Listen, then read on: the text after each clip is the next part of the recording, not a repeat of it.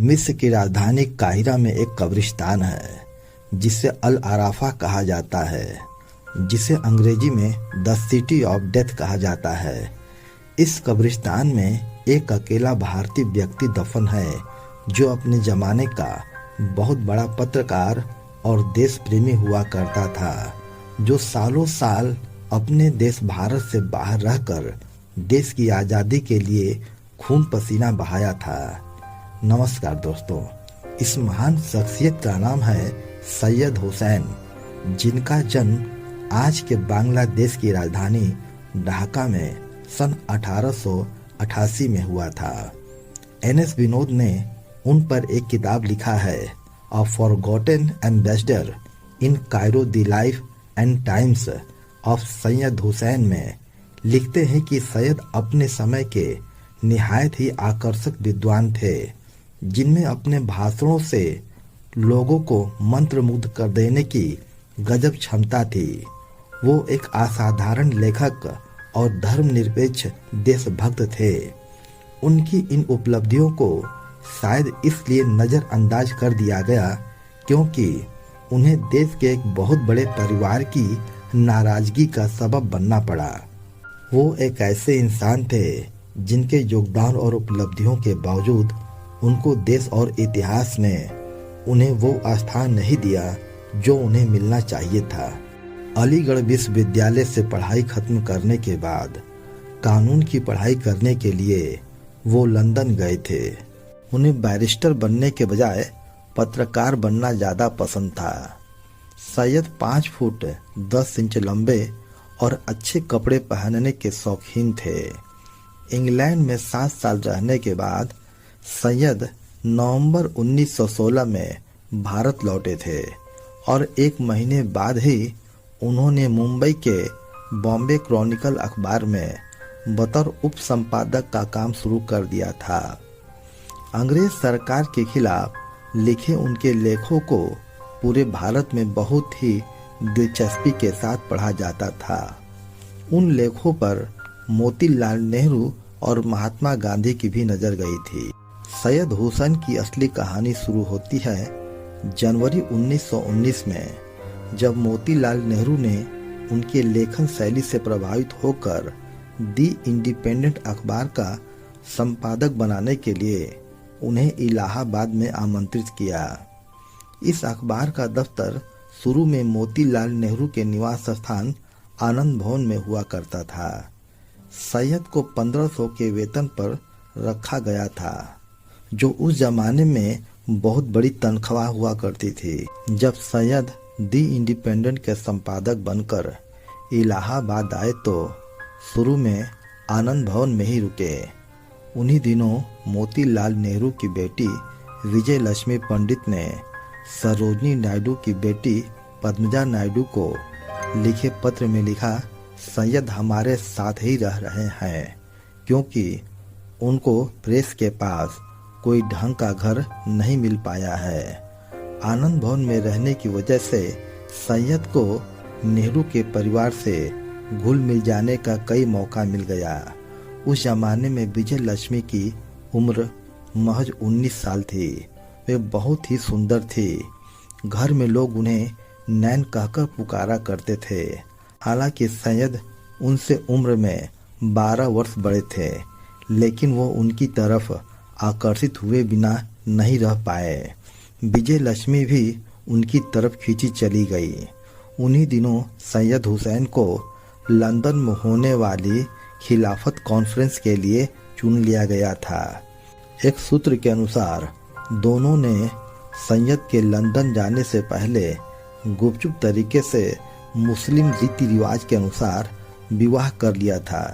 NS Vinod लिखते हैं कि जब मोतीलाल नेहरू को इसके बारे में पता चला तो उन्होंने आसमान सिर पे उठा लिया।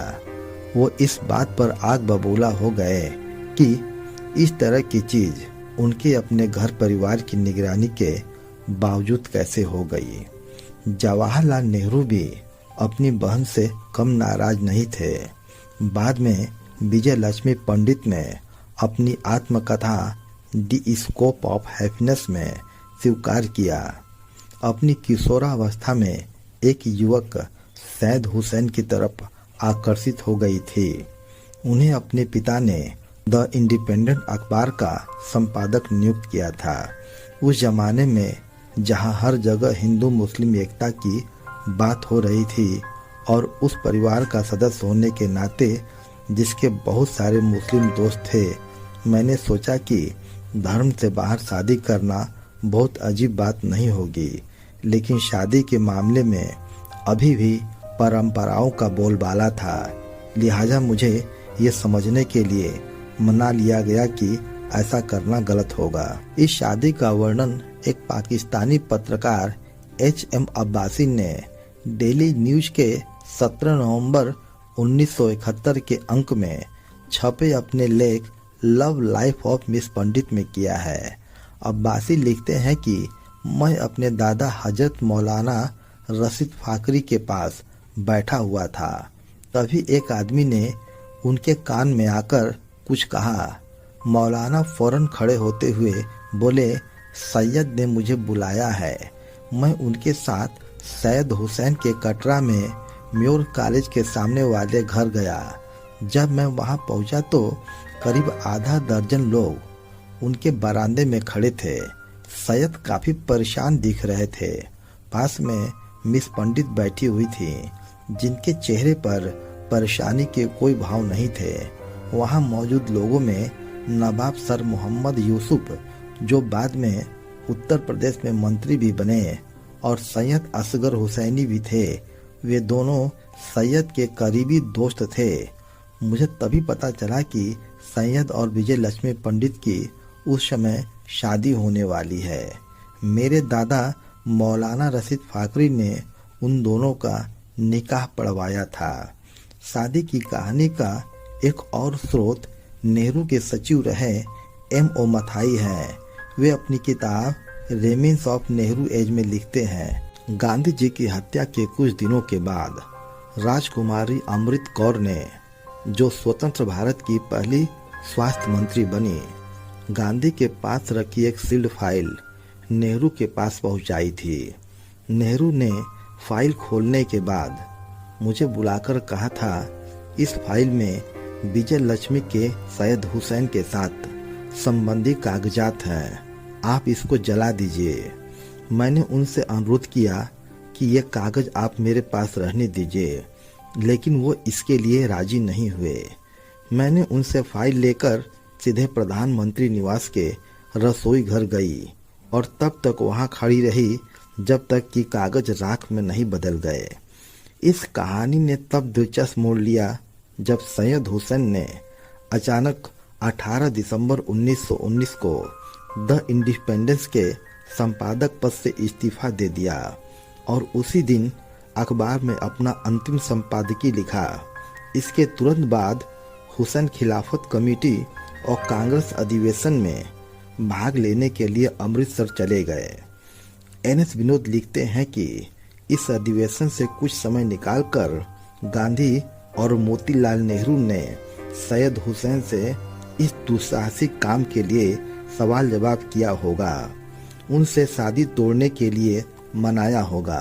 चूंकि सैयद का इंग्लैंड जाने का कार्यक्रम पहले से ही तय था, चतुर गांधी ने उनसे तब तक इंग्लैंड में रहने का अनुरोध किया जब तक यह मामला ठंडा नहीं पड़ जाता।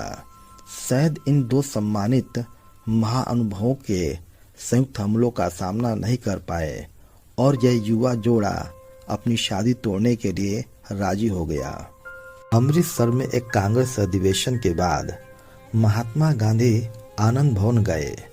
आनंद भवन में अपने प्रवास के दौरान ही गांधी जी ने सुझाव दिया कि विजय लक्ष्मी अहमदाबाद के पास साबरमती आश्रम में उनके साथ कुछ दिन गुजारे। विजय लक्ष्मी लिखती हैं कि मेरी माँ का मानना था कि मेरी पश्चिमी तरीके से हुए पालन पोषण के कारण मैं एक गैर परंपरागत ढंग से सोचने लगी हूँ। इसलिए उन्होंने गांधी जी के मेरे साबरमती आश्रम जाने के सुझाव का स्वागत किया। विजय लक्ष्मी को साबरमती जाना पसंद नहीं आया। उन्होंने अपनी आत्मकथा में लिखा था कि मैंने जैसे ही उस जगह को देखा मेरा दिल बैठ गया। वहाँ की हर चीज़ निराश और आंखों के लिए अप्रिय थी। हम प्रार्थना के लिए सुबह 4 बजे ही उठ जाते थे और फिर अपने कमरे में झाड़ू लगाते थे। हम पास की नदी में अपने कपड़े धोने जाते थे। आश्रम में जोर रहता था कि हमारे खाने की सभी इच्छाएं मर जाए। आश्रम में उगने वाली कुछ सब्जियों को बिना नमक, मसाले और घी के उबाल दिया जाता था। उनको हम चपातियों और चावल के साथ खाते थे। आश्रम में न तो चाय पीने के लिए दी जाती थी और न ही कॉफी। सैयद के लंदन जाने के कुछ महीनों के बाद विजय लक्ष्मी पंडित की मंगनी महाराष्ट्र के सारस्वत ब्राह्मण रणजीत पंडित के साथ कर दी गई। 9 मई 1921 को इलाहाबाद में उनकी शादी हुई। इसमें गांधी जी ने भी भाग लिया।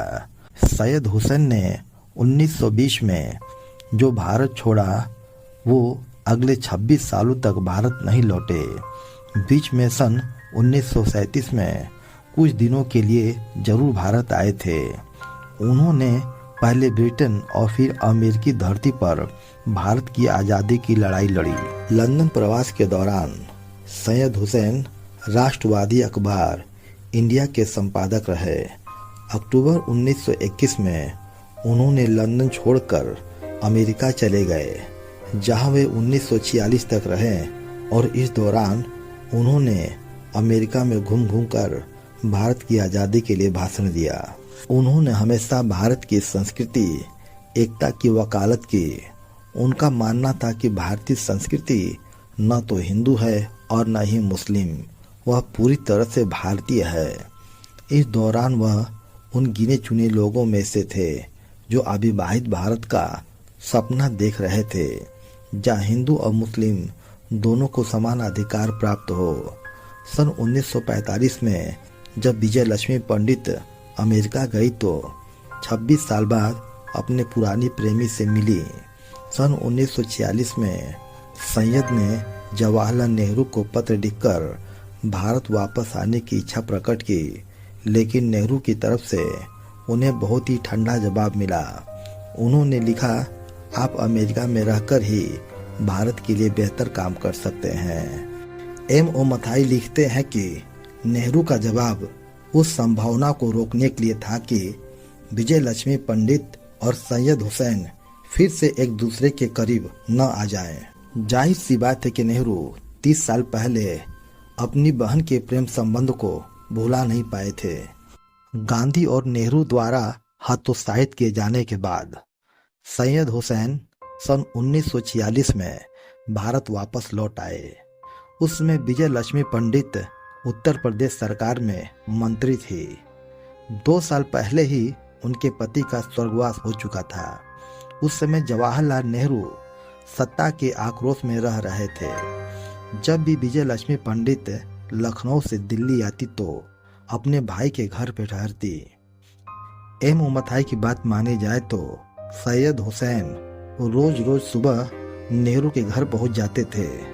विजय लक्ष्मी पंडित और सैयद हुसैन के मुलाकातों का सिलसिला फिर से शुरू हो गया। यही कारण था कि नेहरू ने विजय लक्ष्मी पंडित को सोवियत संघ में भारत का पहला राजदूत नियुक्त किया। हालांकि उनके मंत्रिमंडल के सदस्यों में लियाकत अली ने इसका घोर विरोध किया। खुद विजय लक्ष्मी पंडित ने अपनी आत्मकथा में स्वीकार किया कि उन्हें अपने भाई का फैसला पसंद नहीं आया। दूसरी तरफ सैयद हुसैन को मिस्र में भारत के पहले राजदूत के तौर पर भेजा गया। इसके पीछे नेहरू की मंशा रही होगी कि विजय लक्ष्मी पंडित और सैयद हुसैन को इतनी आसानी से मिलने का मौका न मिले। सैयद हुसैन ने 3 मार्च 1948 को मिस्र के सम्राट M.M. फारूक के सामने अपने परिचय पत्र पेश किए, जिसके बाद उन्हें 4 घोड़ों वाली बग्गी में बिठाकर मिस्र के सम्राट के महल आब्दीन पैलेस में ले जाया गया। उनके जुलूस में मिस्र की सेना के करीब 100 घुड़सवार चल रहे थे। महल में उनके पहुंचते ही उन्हें सम्राट के अंगरक्षकों द्वारा गॉर्ड ऑफ ऑनर दिया गया। काहिरा में अपने प्रवास के दौरान सैयद घर में न रहकर सैफर्ड होटल में रह रहे थे। लेकिन 1 वर्ष के अंदर ही सैयद हुसैन का अचानक ही दिल का दौरा पड़ने के कारण निधन हो गया। उस समय उनकी उम्र 61 साल थी। मिस्र की राजधानी काहिरा में ही पूरे सैनिक सम्मान के साथ उन्हें दफनाया गया। मिस्र की सरकार ने एक सड़क का नाम उनके नाम पर ही रखा। भारत के प्रधानमंत्री जवाहरलाल नेहरू ने मई 1949 को काहिरा जाकर सैयद हुसैन की कब्र पर फूल चढ़ाया था। कुछ दिनों के बाद विजय लक्ष्मी पंडित संयुक्त राष्ट्र में भारत की स्थायी प्रतिनिधि बन गई। न्यूयॉर्क में अपनी सरकारी यात्राओं के दौरान वो अक्सर काहिरा में रुकती और सैयद हुसैन की कब्र पर फूल चढ़ाती। यदि ये वीडियो पसंद आई हो तो इसे लाइक करके हमारे चैनल को सब्सक्राइब कर दें। धन्यवाद।